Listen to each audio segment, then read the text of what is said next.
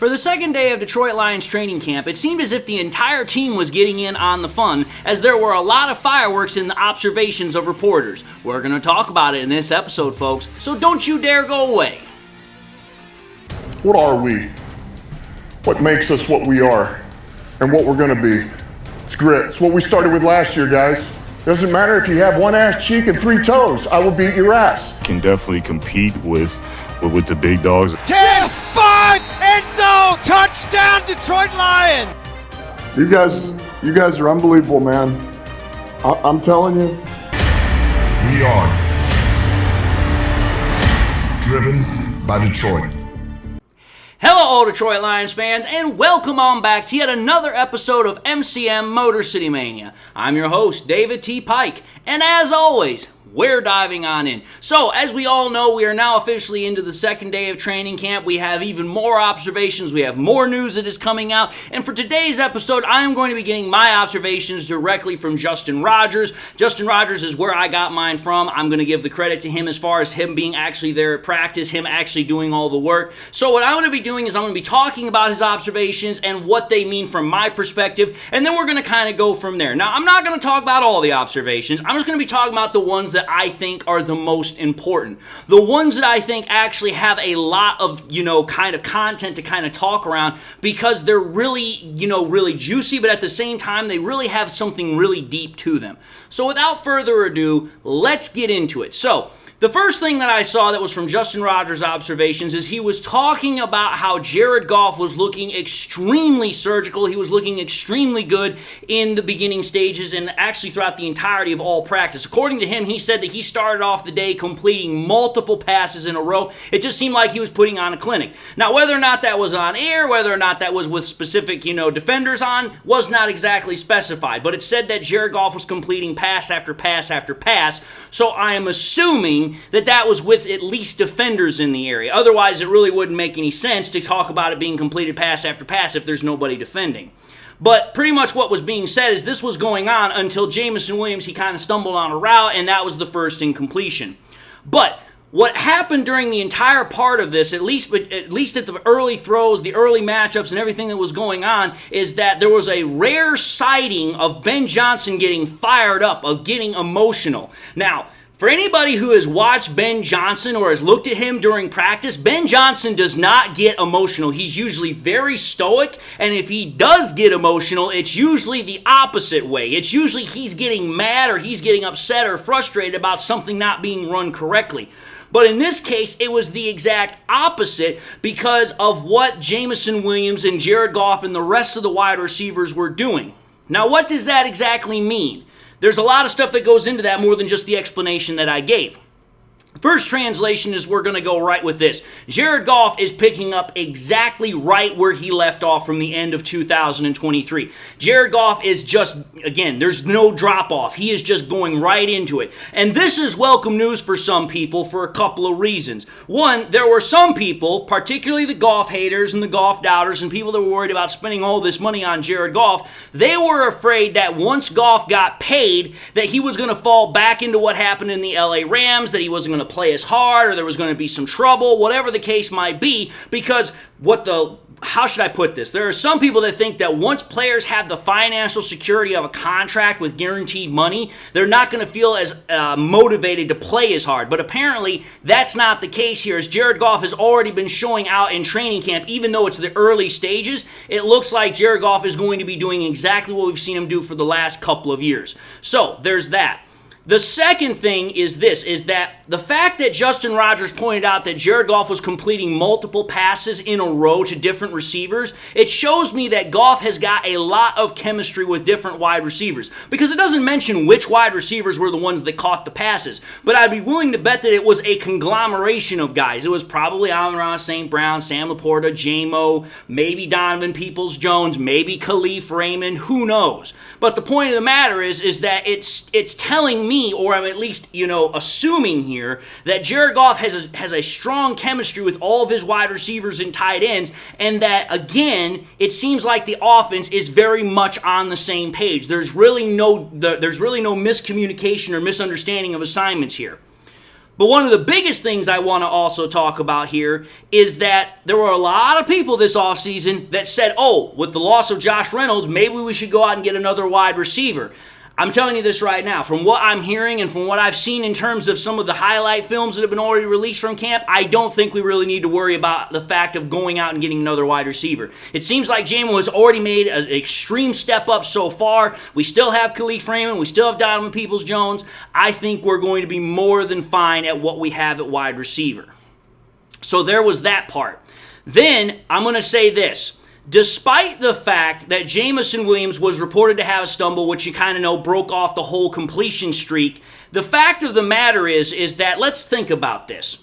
Obviously, with the video that I released yesterday that shows the chemistry between Jared Goff and Jameson Williams is now pretty much where it needs to be. Let's understand something here. The fact that Ben Johnson got so amped up, that he got so excited about the fact that Jameson Williams was knowing exactly where he needed to be in terms of man coverage, in terms of zone coverage, knowing his assignments, knowing where to break, understanding that he had to have this route run a certain way. That right there ought to tell you just how excited you should be for Jameson Williams. If Ben Johnson is getting excited, just like, freaking Jared Goff, Amon-Ra St. Brown, and Dan Campbell are getting excited, I'm telling you right now, that response, it shows just how much substantial growth that Jameson Williams has had this offseason. I'm telling you, he's probably the one player that I am the most excited to see play this upcoming season because I am expecting him to just go off like a freaking barrel of TNT, and I can't wait to see it.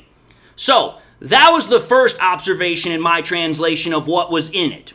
Now let's take a look at the second observation. The second observation also has to deal with quarterbacks, but we're talking now about Nate Sudfeld and Hendon Hooker. According to Justin Rogers, Nate Sudfeld has continued to look very strong, very good in training camp, and according to him, he took nearly all of the second-team offensive snaps at quarterback, if not all of them.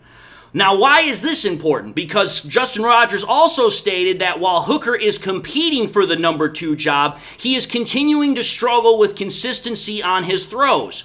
But Rogers also noted that there is slow but steady improvement in terms of how Hooker is performing in camp. What's the translation on this? Well, I'm going to be honest here. If you're a Hendon Hooker fan, you're probably not going to like to hear this, but it's the truth. I don't sugarcoat the truth. Much like I predicted earlier in the offseason when we brought back Nate Sudfeld, I said this, that the Lions were bringing back Nate Sudfeld for a particular reason. It wasn't just for him to be a clipboard holder. It wasn't just for him to fill out the roster.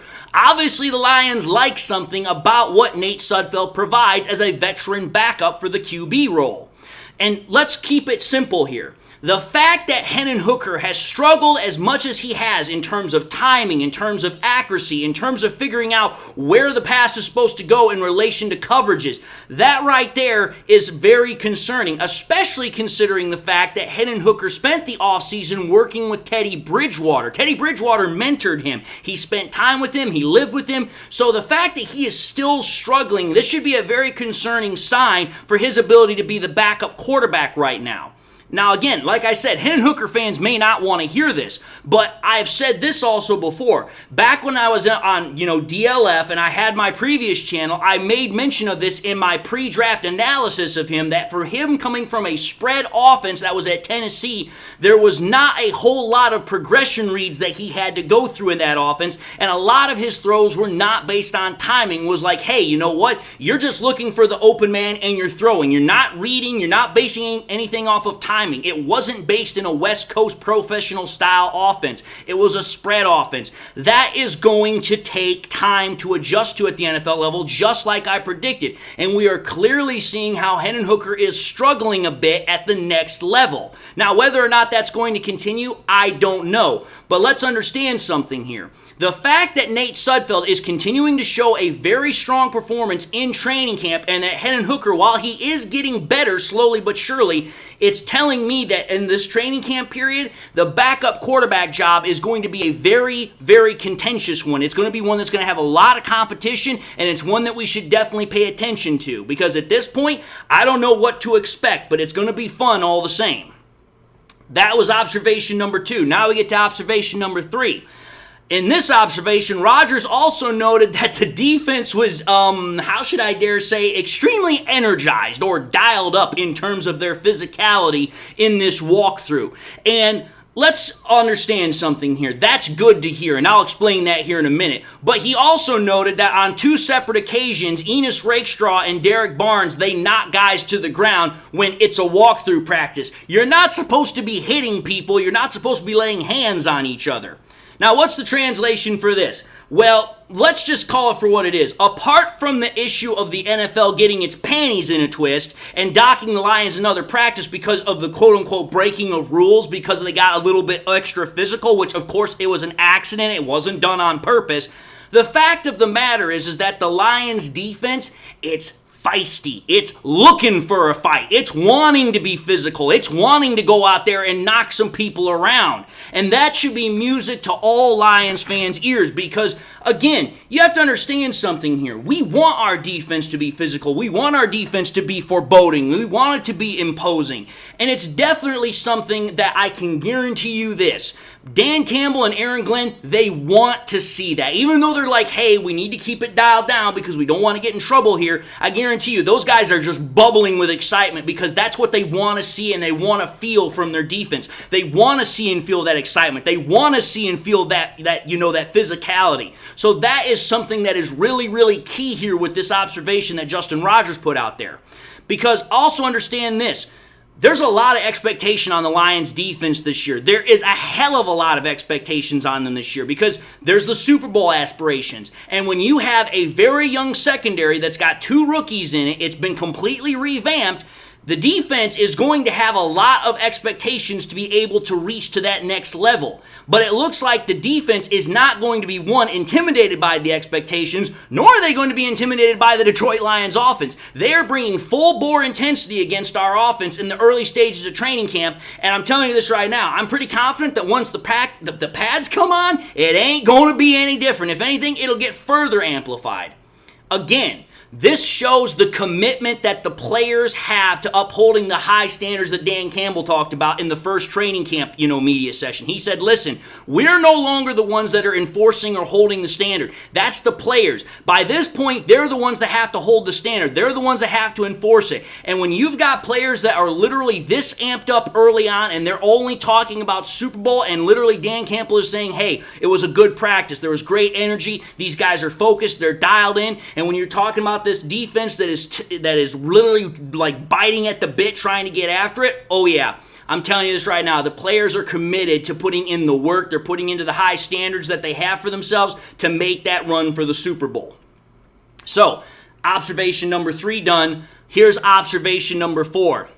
And then this is the last one. Rodgers made a very important note about the first time that the Detroit Lions actually had UFL kicking phenomenon Jake Bates out at practice. It was the first time that we actually saw him at practice. And in his first appearance, according to Justin Rodgers, he said he didn't know if he made all of his kicks or just 5 out of 6, but it was later confirmed that Jake Bates made all of his 6 kicks during practice from different ranges, but it was also reported that at least 2 of them were from 50-plus yards out. What is this translation? I'm just going to put it quite simply. Halla freaking Luya, it looks like the Lions finally have found a kicker. Because I'm telling you this right now, this offseason, Lions fans, they were perhaps pounding the table perhaps the hardest for us to get Jake Bates. They wanted the Lions to sign Jake Bates because they did not want to see him possibly leave Michigan and go somewhere else to play. And the reason why is because, well, the Michigan Panthers, they play at Ford Field. So our Lions fans, they got a front row seat to being able to watch this guy, and it's like, dude, when you got a guy that's kicking 50-plus, 60-plus field goals and it looks like it's freaking automatic, oh yeah, Lions fans wanted to get their hands on him with freaking every fiber of their being.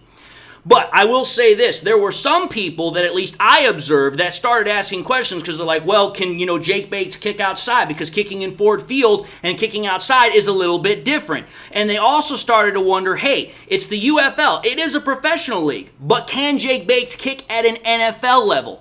Well, I'm just going to say this. By first appearances, it looks like on both counts we can kind of quiet or kind of dial down the worry level a little bit. I understand it's not a game, but the fact that Jake Bates, first practice, it is outside, he goes out and he nails all 6 field goals from different ranges, and it is at an NFL level, that right there ought to tell you something. Jake Bates is going to do just fine. But I also want to point this out here too.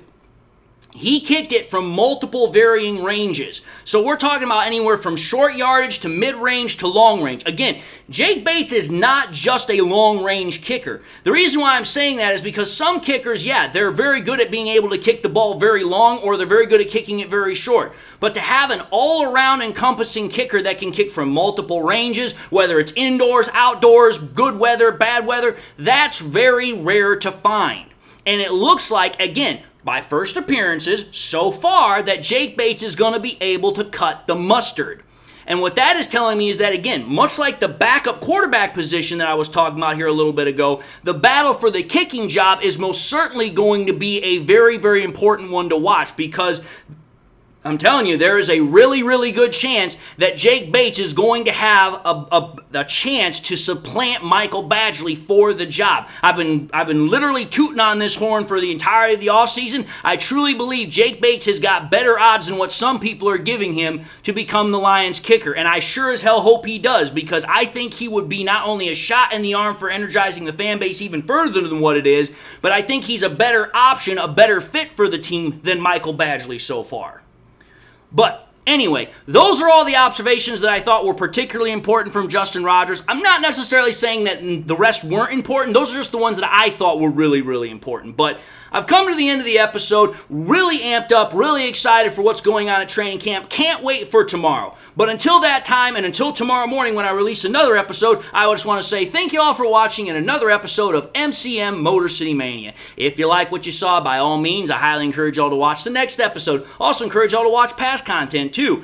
If you like what you saw, by all means, I highly encourage y'all to do this as well. Like, comment, and subscribe to the channel. If by chance you subscribed in the past and you forgot to do so at the time, again, want to encourage y'all to subscribe. But if you also have forgotten to do this, make sure you please hit that bell notification icon as well, so that way you guys never miss any more content that I push out. Also encourage y'all, please share the content with your Lions friends and family members. Share here on YouTube, share it on Twitter, share it on Facebook, share it anywhere and everywhere you can with everybody and anybody that you can. The more we can share it, the greater the channel grows, the greater the channel has a chance to spread, and the greater outreach we have to get more people in. And with that being said to everybody, I hope y'all are having a great day. Hope y'all got something in your life that makes you happy and smile. I hope y'all enjoyed the content. God bless, and until the next time we meet, I'll see y'all in the next episode.